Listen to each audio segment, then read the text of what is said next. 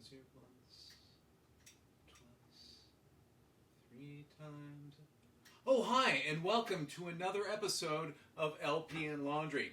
First time, let me hip you to the jive. I play one side of an unusual record, talk about it before, during, and after, and over the course of it, I'll fold some laundry. It's not really about the laundry, but I have been told that it is oddly compelling. This week, we are going to be enjoying some harmonica music. That doesn't sound very exciting to you? Well, what if I told you it was Jerry Murad's fabulous Harmonicats? Does that change your opinion?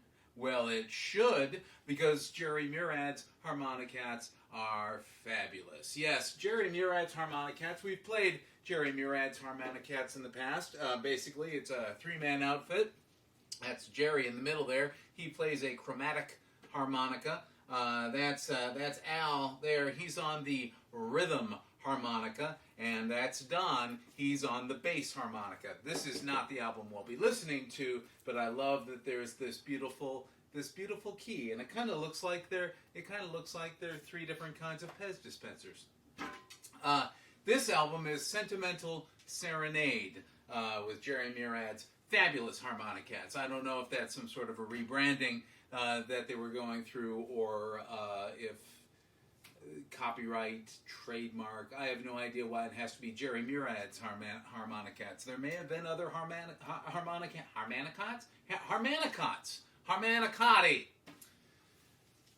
There is a sizable persuasive essay on the back. I won't go through the track by track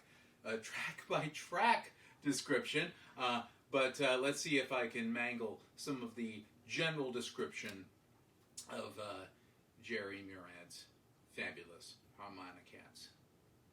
Jerry and his group use only their harmonicas to achieve the fascinating effects and unusual sounds that are theirs alone. Each member of the team is a virtuoso in his own right. Jerry Murad, Turkish-born and Chicago-educated, decided in his teens to make the harmonica his career. He expanded his knowledge of the instrument to include not only playing, but construction as well, and ultimately invented several new varieties. He also authored a text on harmonica technique. Always certain that the harmonica could produce a full and unique sound, he sought a colleague of equal ability who could provide expert chord background. Al Fiore, whom Jerry met just before the war, was the perfect choice.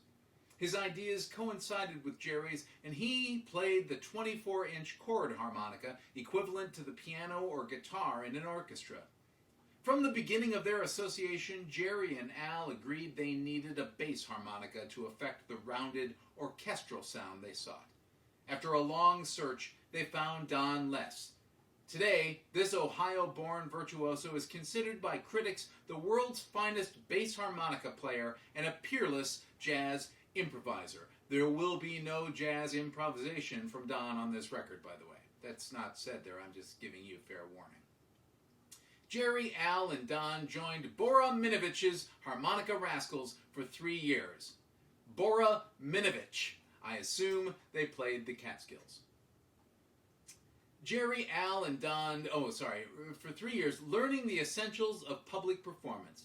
Then they went out on their own as Jerry Murad and his Harmonicats, skyrocketing to national fame with their recordings of Peg My Heart, Polka Dots and Moonbeams, Cherry Pink, and Apple Blossom White. Today, television, nightclubs, and theaters have all played host to their remarkable instrumentalizing, and they have the distinction of being the first harmonica players to be admitted to the American Federation of Musicians, which I believe is also known as the Musicians Union, of which my father was a member for many years. His dues paid by my father-in-law. Little family history there. Also, fun fact, if you haven't seen previous episodes featuring the Harmonicats, I've seen the Harmonicats live. At least two of the surviving members. Don Less had passed on or had retired by the time I saw them in the late 70s.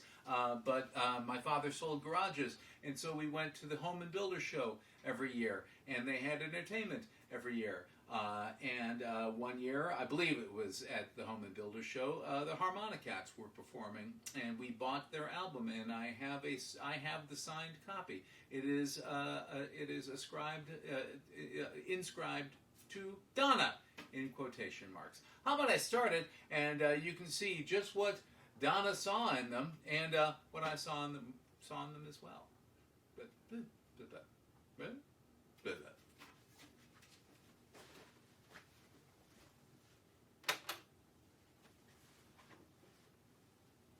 First track.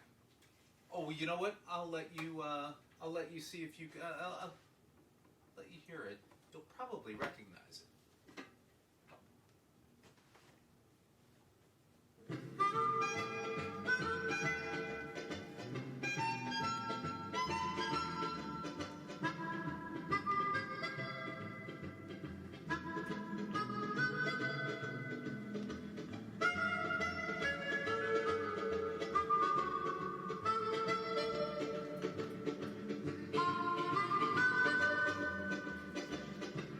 Sorry now, you got it, right?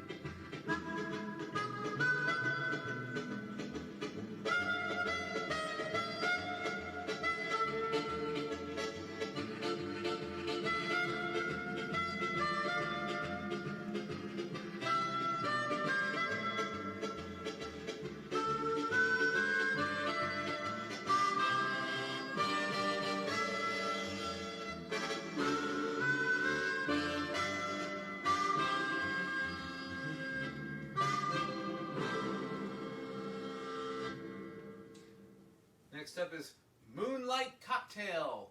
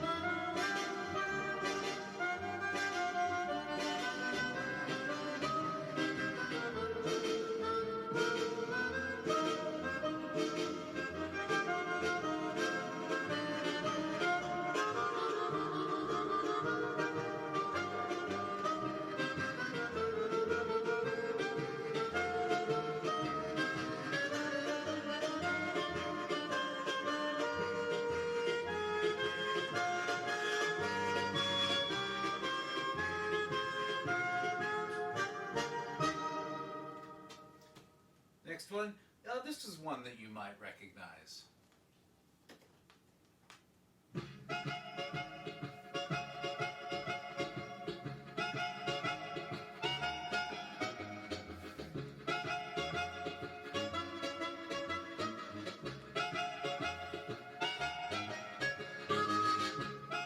That's right, it's Highway to Hell.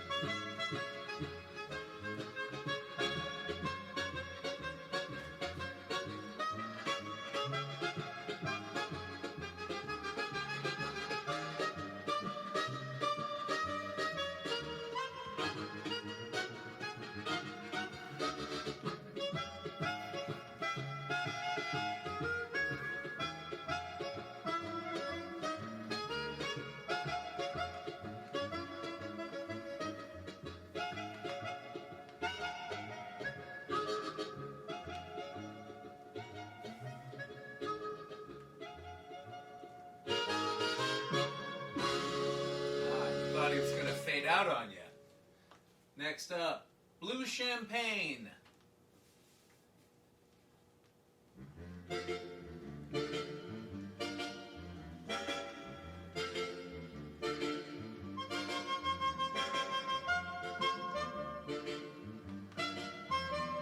Some blue champagne. It's good for what else? Your blue champagne.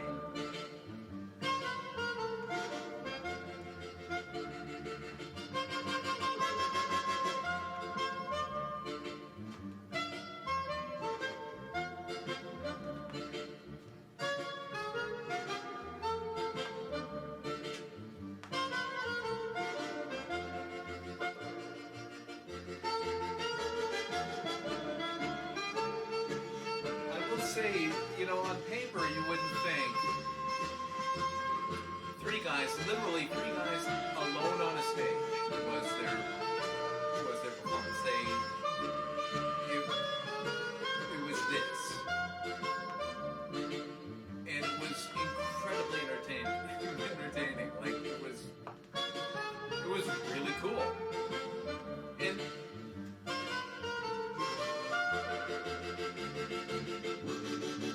that's probably the case for just about any record or any artist whose records I've played on LP and Lottery. Some of them are varying levels of silly, dated. But if you were to see them live, you would have found it a very satisfying experience. Ashley Tappan not included. Those people were there under duress.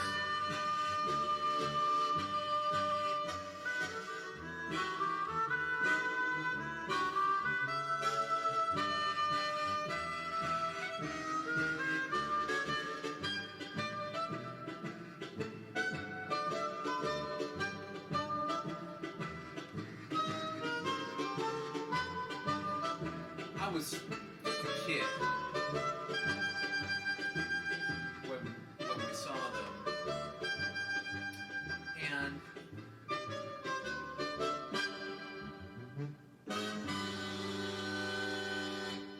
Next up is My One and Only Love. The thing of it is the stunt quality of it.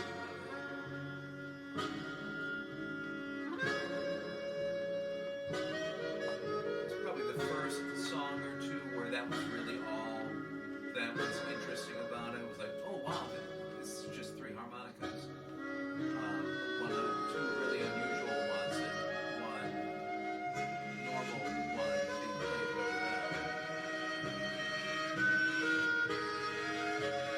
But then a song or two in, it just became music.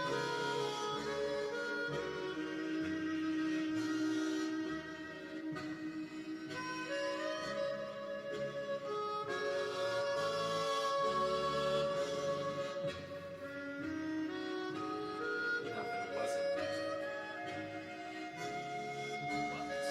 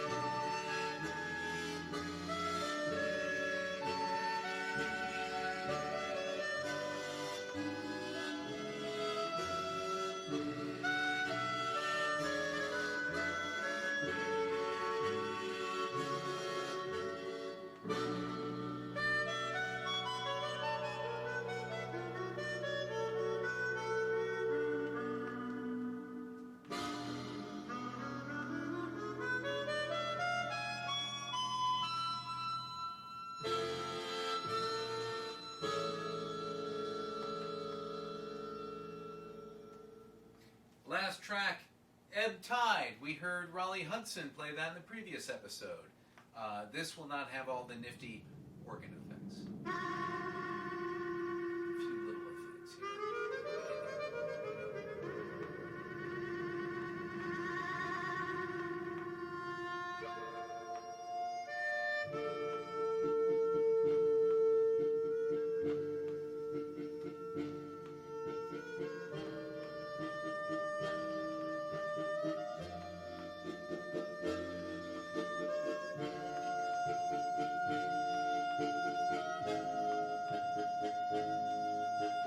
here.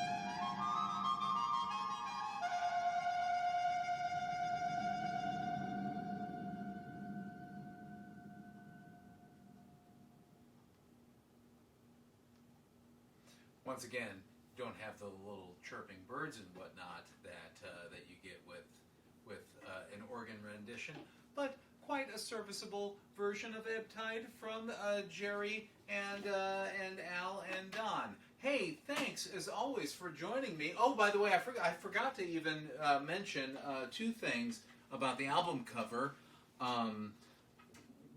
Why? Hey, you're going to be on an album cover. What should I wear? Well, we think you should dress like a Russian peasant woman. This also, not sure why the belt buckle has to be 2 inches below the sternum. Maybe that's just how they wore them that day. I'm not sure. Hey, thanks everybody for joining me. If you enjoyed what you saw and heard, please do me a solid and share, like, subscribe, and whatnot. Sharing is caring. If you would like to kind of join in on the fun and be notified when new episodes are up, and every once in a while I'll throw a little bonus content out there as best I can. And then join the fun at Facebook, facebook.com/LP Laundry. No ampersands in the world of URLs. Facebook.com/LP Laundry. Also, there is an archive of every episode that I put up on YouTube at mattfugate.blogspot.com. That's mattfugate.blogspot.com. Or you can just check this out at YouTube and you can subscribe to this YouTube channel. Why not? Don't cost nothing, right? Hey, thanks as always for joining me. As always, take care and, keep watching the skies.